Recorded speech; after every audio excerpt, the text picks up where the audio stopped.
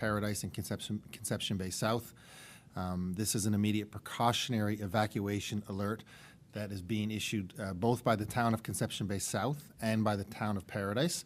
So these alerts are coming from them, and we support this decision, and they've worked in conjunction with the Department of Forestry here at the Government of Newfoundland and Labrador to determine the area of these communities that need to be covered by this alert. Just so the residents know where the alerts are located.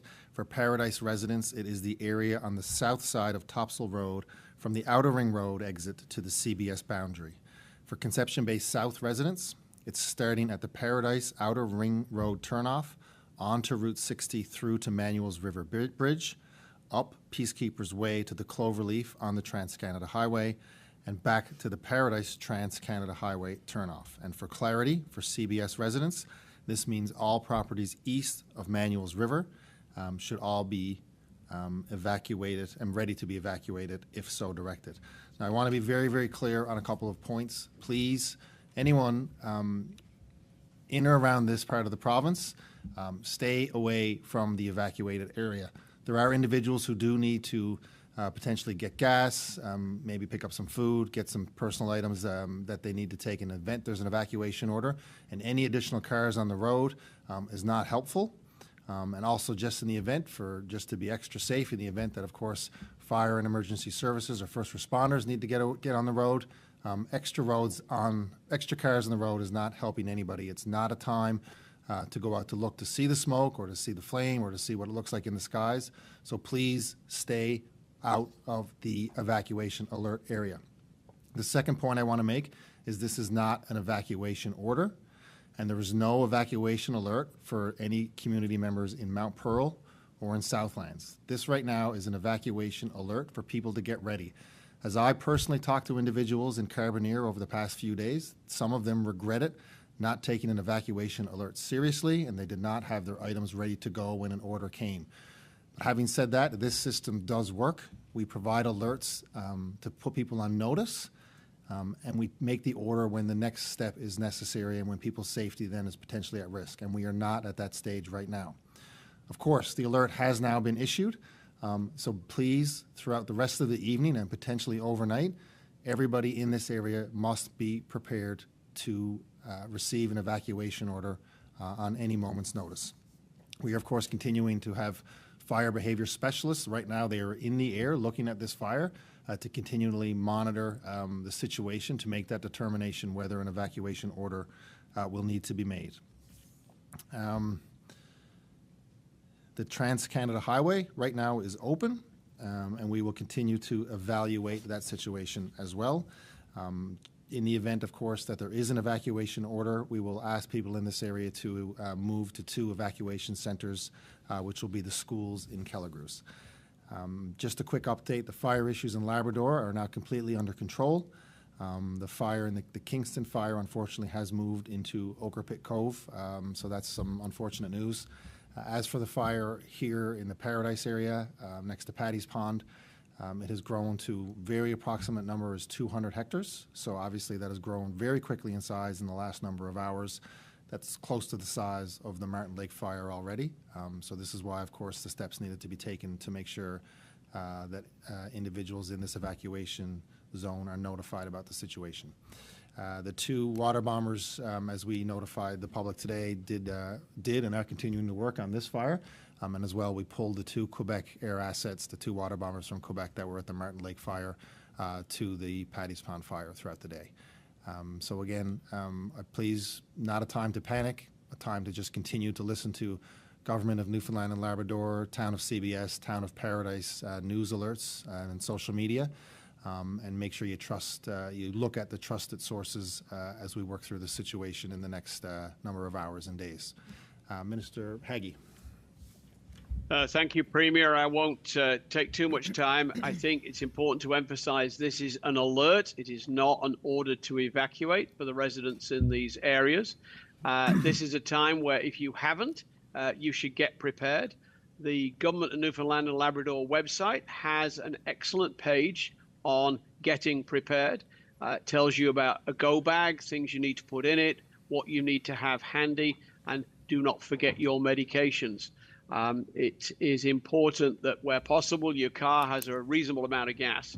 And those are things that can be done now, although I gather already the gas stations in the area are actually filling up. In terms of traffic on the road, I'd like to reiterate what the Premier said. We've already had 3 significant vehicle collisions on neighbouring roads where people have stopped at random, almost in the middle of traffic, simply to take photographs and video. This is stupidity and should not occur. People need to keep away. It's not an event to go and sightsee. It's an event to support our neighbours and fellow Newfoundlanders and Labradorians and let them have the access they need to the roads. So with that, I will hand it back to you, Premier. Thank you very much. Thanks. Minister Dempster, any comments? Thank you, Premier. I do feel it's my duty now, every briefing, to remind people to be careful. We don't need more fires. We continue to have windy weather. Temperatures are still very high. Conditions are still very dry. I also want to remind the folks who are feeling very anxious right now, and I've heard from MHAs, I've heard from constituents, areas like Mount Pearl, Southlands, it's really kind of blanketed with thick smoke right now. I was recently in that area about a half an hour ago, and I want to remind folks to follow the official channels. As the Premier had said, we are doing our utmost to keep you updated as we get new information. And I also want to say again, our committed team is doing everything they can to ensure your safety. They are very determined. It's been a long season already and will remain relentless. And should you feel very anxious, with this additional fire that's in a closer to a heavier populated area, we do want to remind you to call 811. And as I mentioned earlier, my final point, firesmartcanada.ca. Take the few minutes to go there and ensure that your property is fire safe. Is the yard free of combustible debris? There's a whole list of things that you can go through and check off, and it might be the best thing that you've done for your property in a while. I'll turn it back to you, Premier. Thanks. And just I will make a final point that I haven't had a chance to talk to the mayors of CBS and Paradise. I did speak to the mayor of CBS earlier today. That they will be issuing maps just to make sure everyone specifically knows specifically the areas that we're talking about. But I think that just reading that, the Paradise, what I read out, Paradise and CBS residents will be familiar with the area. But that clarification will be provided. Okay, any questions? Do you have any estimate on how many people this puts under evacuation alert? I don't have that number, but yeah, I mean, it would certainly be, I'm just, shouldn't be guessing. Premier, I believe the most accurate number, if I may, is around 13,000. It's like a size of an electoral district, is what I was going to say. 13 to 15,000 is the number we've been given. If these people have to evacuate, where do 13,000 people go? Yeah, so the 2 schools in Kelligrews will be the first place where we ask people to go. As we've seen through most situations, not only this summer but previous summers, that the vast majority of people do have somewhere to go. Whether it's family or friends or someone else that they're able to find in the communities. And of course, bad news, of course, this is in the most heavily populated part of the province. But the good news then, of course, there's lots of people around that are going to be willing to help out. With regards to the power line, does that continue to be an issue that you're looking at? No further update than today, but we obviously continue to monitor it, but nothing has gotten worse in the sense of any transmission lines. Just given things are changing so quickly, would you advise everyone in the province have a backpack, have something ready to go? It certainly doesn't hurt. You can have any emergency can arise at any time anyways, whether it's fires or storms or even a fire in your own home or your neighbor's home. We could go on and on and on. So I think it's probably safe practice to make sure that everybody is ready for any emergency situation. Which way is the Paddy's pond fire going?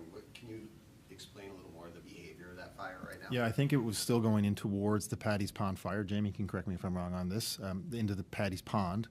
And I think there's a quarry a little bit northeast of that, which is moving towards that. The work is trying to contain it at the head of Paddy's Pond right now, and I think it will be a great success if that's the result of the end of the day's work. And the quarry would potentially provide some break as well if it does get beyond Paddy's Pond. And then I think the other pond there is 3 Arm Pond, I think, if I have it right. That would certainly be a trigger for us to make a decision on evacuation if it gets to that point, just to give a bit of more geographical context in terms of risk. Are there any early indications of where and how it may have started? How it started? No indication. Where? I mean, we can pinpoint on that transmission line. There was a map we had up earlier that was pretty accurate to where it started. Did anything change in the behavior since we last spoke at 2 o'clock, or was this just an abundance of caution? No. So just from looking at that map, that where we had that mark, that small marker dropped earlier, it has moved completely northeast as we predicted towards Paddy's Pond. So that would be the 200 hectares northeast of where the fire started. Minister Haggie, you mentioned there being 3 accidents, and people maybe looking at the fires. Can you expand on that? And, are these people okay? I'm sorry, I couldn't hear the question. There's no microphone handy to you. Minister Haggie, he asked about accidents that you are aware of, and if everyone is okay, as far as you know. As far as we know, these were damage to vehicles that just simply stopped on the highway, but they caused, obviously, hindrance to traffic, and they tied up emergency first responders, likely including the local fire department. These people are needed elsewhere. I just want to make sure I understand how many air assets are working on the fire at Paddy's Pond, and how long they can continue to work on that tonight. Yeah, so 4 would be there now, 2 of our water bombers and 2 of the Quebec water bombers, and they can work until dark. The water bombers that have been pulled off other fires, like the Kingston fire, have they been replaced, and will they be replaced? Well, we'll continue to seek other assets. I think the Ontario ones are on the way, or probably landing at any minute, to be honest with you. I know some of the guys we were talking to online are at the airport, and we're kind of waiting for them to land, so they'll be available for us tomorrow. And then when we do our assessments tomorrow morning on the fires throughout the province, decisions will be made, of course, about where to allocate the resources that we have. The unfortunate part of today is that the Kingston fire did continue to run and to burn, and it was quite hot. The fire crews on the ground had to be removed. Those decisions had to be made about when it's safe to send people and planes into the area. And have you gone to every other province for water bombers, and have you gone to outside private markets and outside the Yeah, so we've gone to private market, and we're continuing to look at other private options as well. We don't go to individual provinces. We go through the international agency. I'm not sure what the term is, and they make decisions based on requests that are being made across the country. And those requests, as you can see, if you watch the news, are coming in from across the country. Certainly Quebec, Ontario, New Brunswick, British Columbia. I know Manitoba and Saskatchewan have been dealing with this as well since early May. So assets are thin throughout the country in terms of transferring them between provinces. So we're very grateful for what's been provided to us from our sister provinces to date. It does seem now like you're at a point where you have to make very tough decisions. What goes where? I'm sure you'd like more. Can you tell us what goes into making that decision about how to spend your very scarce assets at this point? Yep. I'll let Jamie talk a little bit more about that, but of course, risk assessments, fire behavior, location of fire, all kinds of things like that are obviously going to be taken into account. Yeah. I'll just add to that, we have incident commanders, a number of them trained in our department, and they are trained in coordination and distribution of assets in these fires. And really they are experts at that as well as risk assessment. So those folks, Minister Dempster referenced them, I think, this morning, play a very significant role, and we are very lucky to have people who are as talented and dedicated as they are, and we trust their advice when they make decisions about where assets should be located. Are you kind of forced to make some sort of preference towards very populated areas? Is that fair to say? No, I don't know if that's fair to say. It's always safety first. Fire behavior is going to be a consideration as well. But safe to say that the priority is people's safety. This is why we do the evacuation alerts and why we do evacuation orders. It has worked perfectly in fires throughout the province this summer. Everybody has paid attention to the orders, and everybody's safe.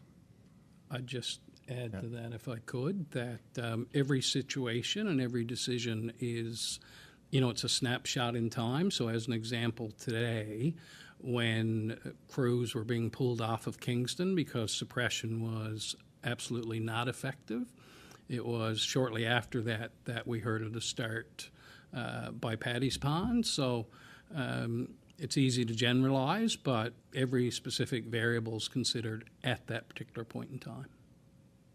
Premier, have you thought about implementing any new restrictions for residents in the province with this latest? You know, I think people talk about restrictions in terms of going into the woods. This fire was started, it did start, I shouldn't say it was started, it did start on a transmission line. It didn't start in the woods. You know, I don't think it's the right step to make decisions that aren't necessarily going to be linked to outcomes. So, you know, the fines, I think, are appropriate given that there were reports of people starting these fires. And as a deterrence mechanism for individuals, I think it's the right thing to do. And sometimes these things are out of our control. There might very well have been nobody near this transmission line this afternoon and the fire started for whatever reason, which was out of our control. Do you have a count of the number of structures affected by the Paddy's Pond fire? We don't. I know at some stage we were reporting around 6, and that had gone up to 9 or so, and I think beyond that we haven't been able to confirm. Is there any update on what this means for athletes in Canada Games with the smoke lingering over the metro area? Yeah, so my understanding now, I think the lacrosse game this evening in Paradise was postponed. As of that, I don't think anything else has been affected. I know there's a soccer game taking place now not far from here in St. John's. And as we've said all week, obviously Canada Games will continue to monitor the situation. It clearly shows they are. They've made the decision to postpone. And they do have contingency plans in place anyways, which normally would be for weather or any other such things. So they'll now put those plans in place to deal with it on a day-by-day basis. But again, safety first. With air quality issues, I mean, should people be wearing masks or locking their doors? You know, Dr. Fitzgerald was certainly speaking about this air quality issues really when these fires started last week. And any public recommendations that she feels are necessary, she'll communicate, and we'll certainly support her in communicating that to the public. So there's also a website where folks can check to see what level, whether it's a low risk, a moderate, or a high risk for air quality. We've been promoting that through our official channels as well. All right, thanks very much for coming here again this evening. It's very much appreciated and getting your support to get this information to the public. Thanks, everybody, and stay safe.